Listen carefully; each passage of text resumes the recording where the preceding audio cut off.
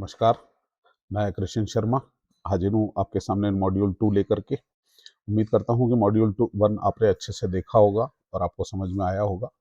हमें आपके कमेंट्स का इंतज़ार रहेगा क्योंकि आपके कमेंट्स से ही हम अपने कंटेंट को सही कर पाएँगे, अपनी ट्रेनिंग्स को प्रभावी बना पाएँगे।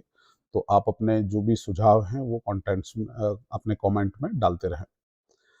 तो साथियों, हम बढ़ रहे हैं हमारी सेल्स एसोसिएट की ट्रेनिंग में, जहाँ पर जो है हम मॉड्यूल दर मॉड्यूल इन सब चीज़ों को सीखेंगे कि एक सेल्स एसोसिएट किस तरह से काम करता है, क्या चीज़ें उनकी जिम्मेदारियाँ होती है और किस तरह से सफलतापूर्वक वो अपने काम को करते हैं।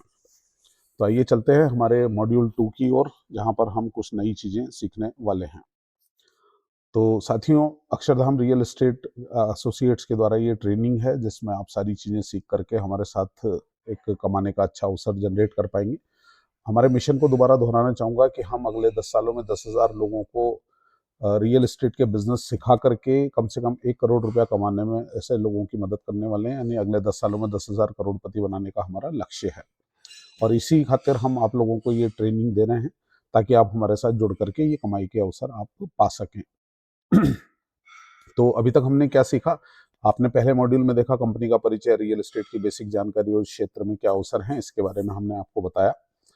मॉड्यूल 2 में हम देखेंगे सेल्स एसोसिएट की भूमिका क्या होती है, क्या काम वो करते हैं। यहाँ पर एक छोटी सी कहानी से आपको रिलेट करवाना चाहूँगा कि अगर कोई व्यक्ति अपनी भूमिका को समझ लेता है, उसकी थोड़ी सी तैयारी कर लेता है, तो किस तरह से एक मेजर चेंज ला सकता है अपने आने वाले जीवन में। मेरा कजिन है डॉक्टर मोहित पांडे, जिसका अभी हाल ही में गुवाहाटी एम्स में चयन हुआ है अपना पीजी के लिए, पोस्ट ग्रेजुएशन के लिए ईएनटी में।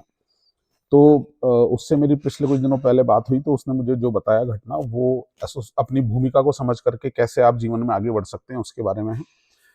तो जब वो पहली बार वहां पर गया और डॉक्टर ने उसको ऑपरेशन थिएटर में वो साथ में लेके गए और वहां पर एक पेशेंट की जब उन्होंने उसको दिखाया, गंभीर स्थिति थी, तो उसने जब उसके गले में टाँके लगाए तो उससे बहुत मतलब हाथ पांव दूझने लगे, इस तरह का उसको होने लगा। तो जब वो घर आया वापस, तो वहां पर उसको लगा कि कहीं मैंने डिसीजन गलत तो नहीं ले लिया, कहीं मैंने गलती तो नहीं कर दी, क्योंकि ये अगर मेरे अभी ये स्थिति है तो मैं कैसे करूंगा।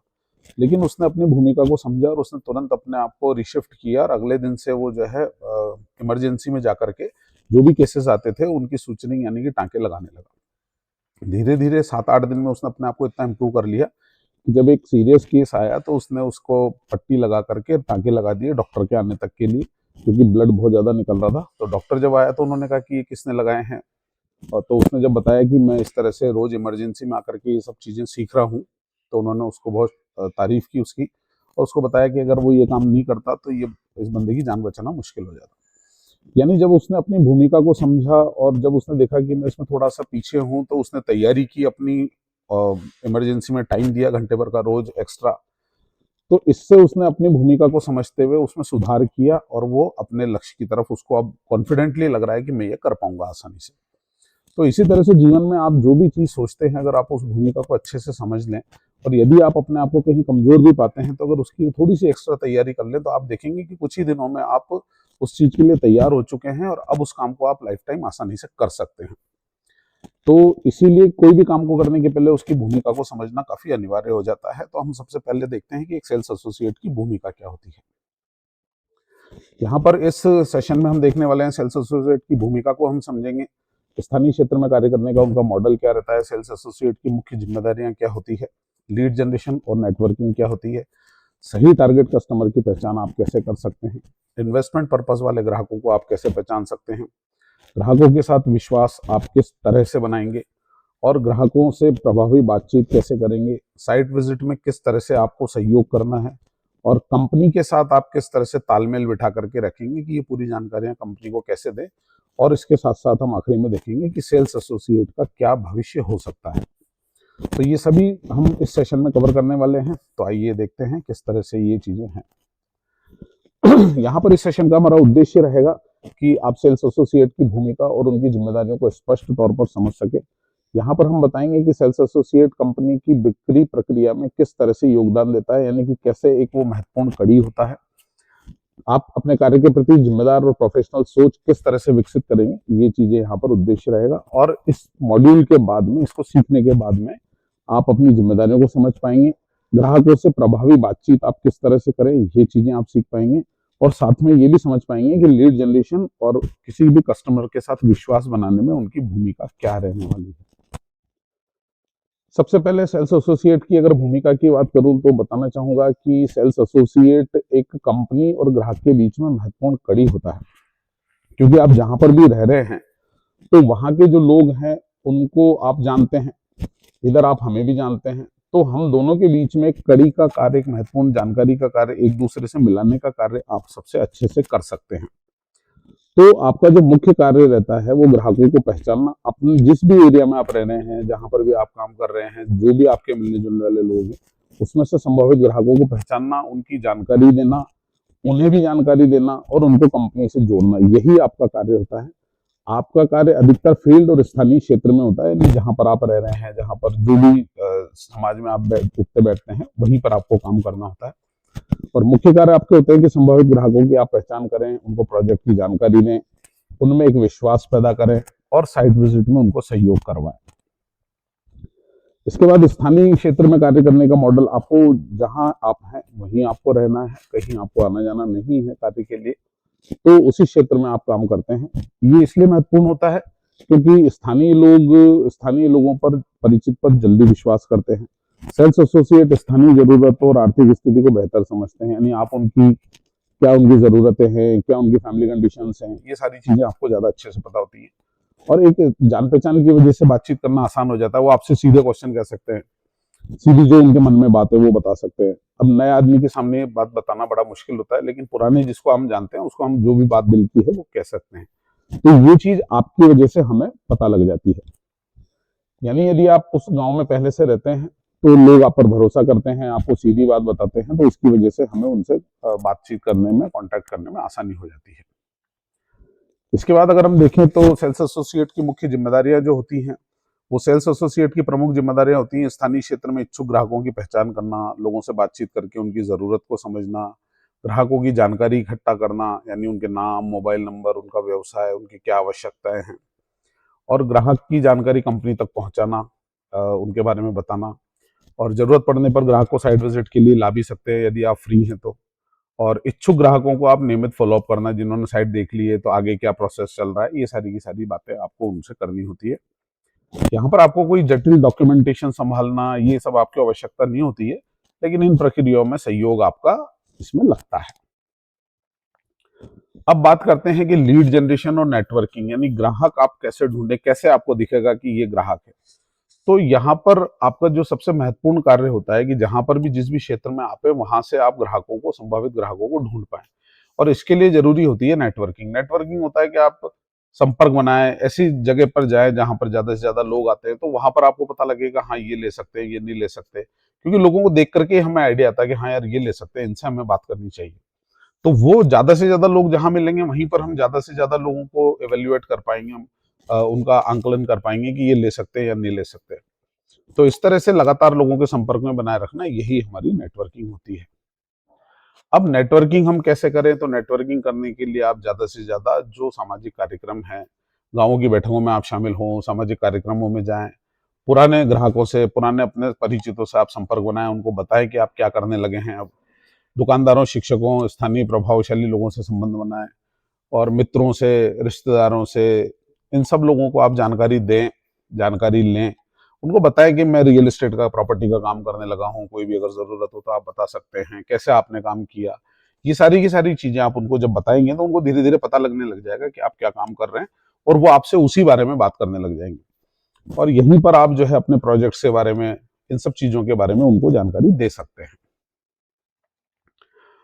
अभी हमने बात की महत्वपूर्ण स्थानीय संपर्क। तो महत्वपूर्ण स्थानीय संपर्क क्या होते हैं, ये क्यों जरूरी होते हैं? देखिए, जब आप रियल एस्टेट का काम करने लगे हैं, उसमें आने लगे हैं, तो कुछ ऐसे लोग होते हैं जिनको ये सारी जानकारियां, उनके बिजनेस की वजह से या उनका काम ही ऐसा है कि उनको ये सारी जानकारियां होती है।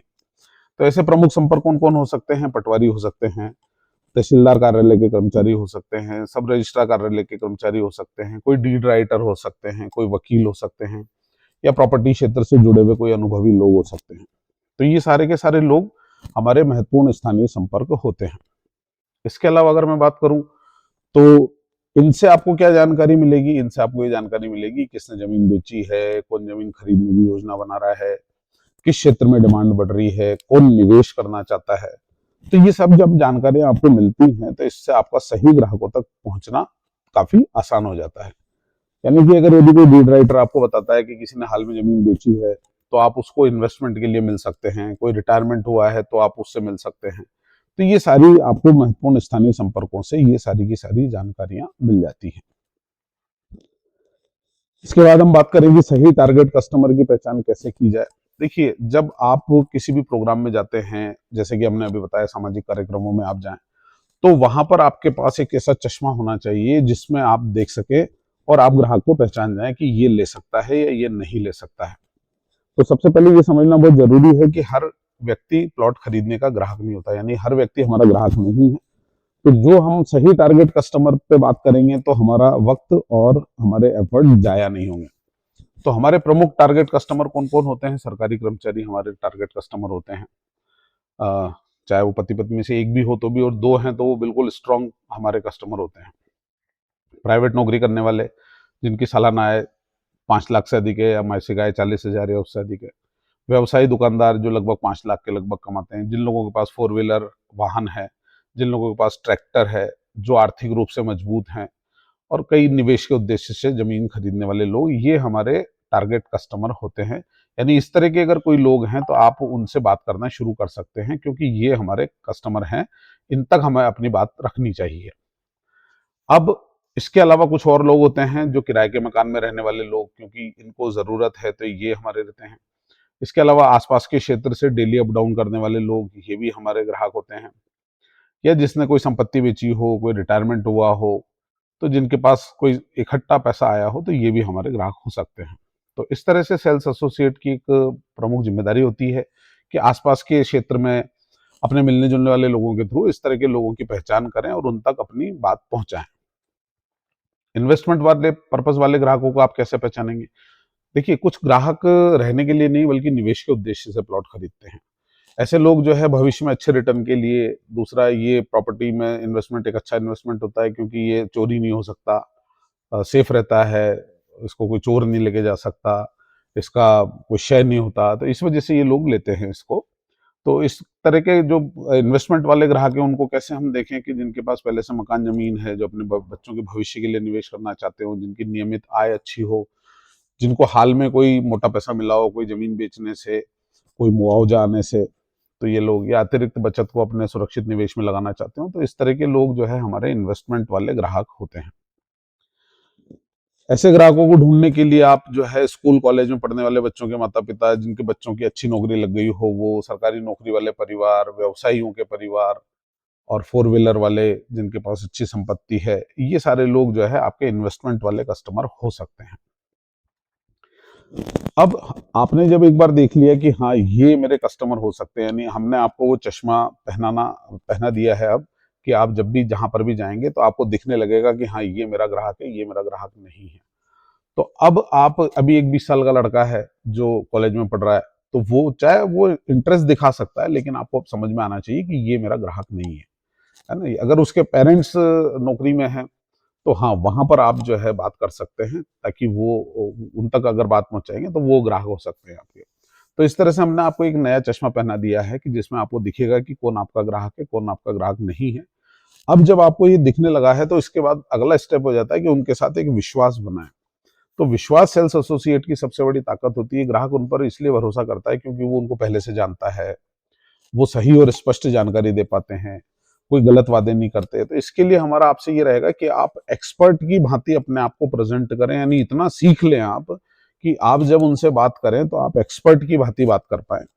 तो यहाँ पर फिर उनका भरोसा आपके ऊपर बढ़ जाता है। जैसे कि मैंने आपको शुरुआत में स्टोरी सुनाई थी, उसमें जब डॉक्टर ने देखा कि उन्होंने एक पेशेंट, सीरियस पेशेंट का पहले से जो है उनके आने के पहले ही अगर बहुत ज्यादा ब्लीडिंग हो रहा था, तो उन्होंने टाँके लगा करके उसको सही कर लिया। तो उनका विश्वास बढ़ गया, उनको लगा कि नहीं ये बंदा एक्सपर्ट अब हो रहा है धीरे धीरे इसमें। तो इस तरह से आप जब सही जानकारियां देंगे, एक्सपर्ट की भांति उनको बिल्कुल स्पष्ट जानकारियां दे पाएंगे, तो इससे उनका, ग्राहकों का विश्वास आपके साथ बढ़ने वाला है। अगली बात आ जाती है कि ग्राहकों से प्रभावी बातचीत आप कैसे करें। तो ग्राहकों से हमेशा सरल और स्पष्ट भाषा में आप बात करें। स्थानीय शब्दों का प्रयोग करें। अगर वो राम राम कहते हैं तो आप राम राम करें, वो नमस्ते करते हैं तो आप नमस्ते करें। यानी आप वो नमस्ते करते हैं, आप गुड मॉर्निंग बोलेंगे तो मैच नहीं करेगा। तो इसलिए स्थानीय भाषा का प्रयोग करते करें, कठिन शब्दों से बचें, ग्राहक की बात को ध्यान से सुने। ये बहुत ज्यादा आवश्यक है।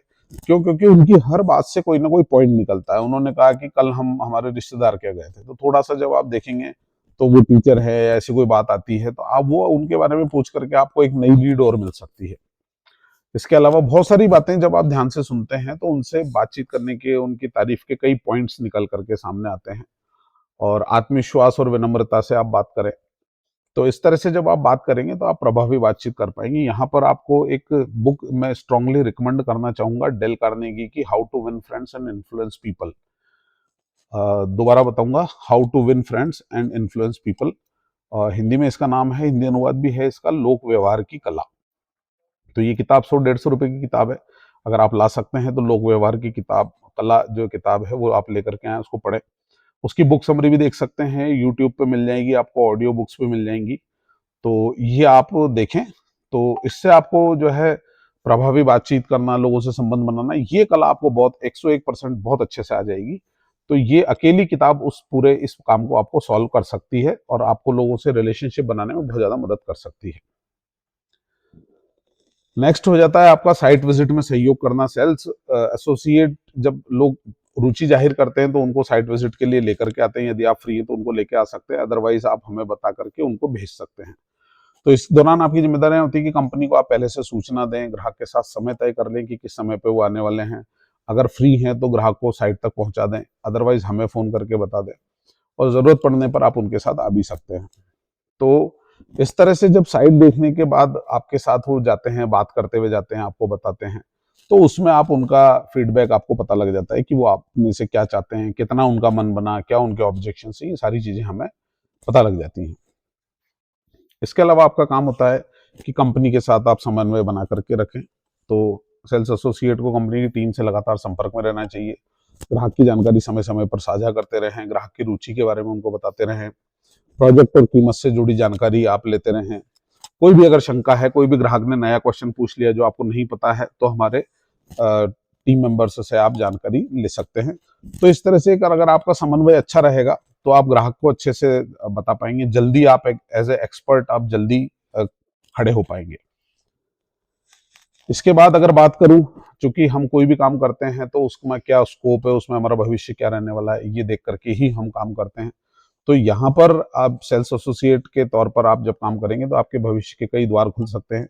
एक सेल्स एसोसिएट फ्रीलांसर के रूप में काम कर सकता है, कुछ भी माल बेच सकता है, खरीद सकता है, किसी का वर्किंग पार्टनर बन सकता है। आप किसी भी रियल्टर से बात करके उसके वर्किंग पार्टनर बन सकते हो।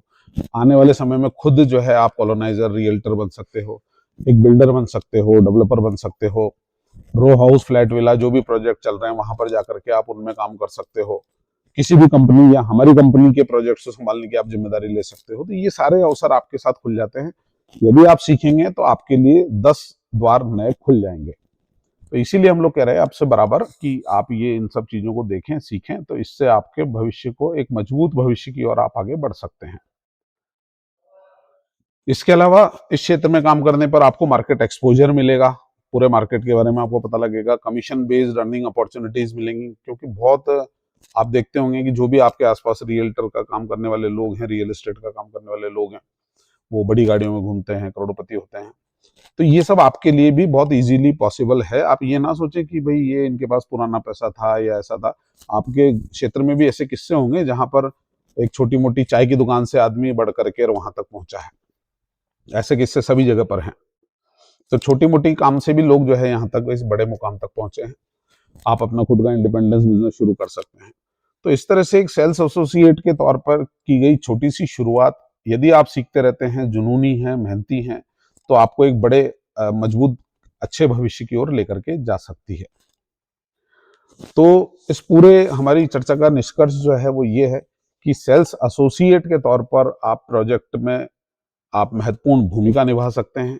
और जब एक अच्छे तरीके से आप काम करेंगे तो आप हमारी नज़र में आएंगे, इसी तरह से दूसरे लोगों की नज़र में आएंगे। और सही स्थानीय जानकारी, सही नेटवर्किंग और टारगेट कस्टमर की सही पहचान ग्राहकों के साथ विश्वास बना करके आप एक मजबूत अपना नेटवर्क तैयार करेंगे और बिक्री में दिन ब दिन सफल होंगे। तो मेरा यही रहेगा कि आप इसको बार बार देखें, इस ट्रेनिंग्स को आप देखते रहें, साथ में टेस्ट पेपर भी दें, जिससे कि आप जो है इस फील्ड को अच्छे से समझ सकें और इस फील्ड में आगे ग्रो कर सकें। उम्मीद करता हूं आपको ये सब चीजें समझ में आ रही होंगी, और जो भी अगर आप यदि आपको इसमें कोई चेंजेस चाहिए, कोई आपके सुझाव हैं, तो आप कमेंट में डालते रहें, ताकि हम उसके अनुसार अपने इस प्रक्रिया को और ज़्यादा हम मजबूत बना पाएं। साथ में एक एक्सरसाइज भी आप लोगों के लिए रहेगी, क्योंकि हम ये चाहते हैं कि ये कोर्स जो है केवल थ्योरेटिकल ना रहे, प्रैक्टिकल भी रहे। तो आपके आसपास के लोगों में आप 5 टारगेट कस्टमर की पहचान करें, जो कि हमने आपको बताया कि किस तरह के हमारे कस्टमर हो सकते हैं। तो उनका नाम, संपर्क विवरण और उनका व्यवसाय वगैरह वो आप लिस्ट में लिखें। साथ में 5 महत्वपूर्ण की संपर्क, यानी कि पटवारी, डीड राइटर, वकील आदि, जिनको आप जानते हैं या जिनका वाया कनेक्शन है, मतलब जानते नहीं है लेकिन डायरेक्ट नहीं जानते, आपके भाई साहब किसी को जानते हैं, आपका मित्र किसी को जानता है, ऐसे करके भी आप लिख सकते हैं। तो 5 महत्वपूर्ण संपर्कों की आप सूची बनाएं। तो इससे क्या होगा कि आपका थोड़ा सा आप बाहर देखोगे, तो उससे आपको बाहर की तरफ देखना चालू होगा, आपका रियल एस्टेट बिजनेस में बाहर देखने का एक जो शुरुआत है वो हो जाएगी। तो ये एक्सरसाइज आपको करनी है। उम्मीद करता हूं कि अगले सत्र के पहले आप इसको करेंगे, और आपका धन्यवाद, आप समय दे रहे हैं और इन सब चीज़ों को सीख रहे हैं। और दोबारा मिशन को याद दिलाऊं कि हमें 10,000 करोड़पति बनाने हैं, और हमारी लिस्ट में आपका नाम उसमें से एक है। यदि आप लगे रहेंगे तो हम आपको विश्वास दिलाते हैं कि हम आपके साथ मेहनत करके आपको उस मुकाम तक पहुंचने में जरूर मदद करेंगे। उम्मीद करता हूं आपका सहयोग इसी तरह से मिलता रहेगा। धन्यवाद। मैं किशन शर्मा अगले एपिसोड में, यानी तीसरे सेशन को लेकर के आपके सामने फिर आऊंगा जल्दी ही। धन्यवाद। Thank you.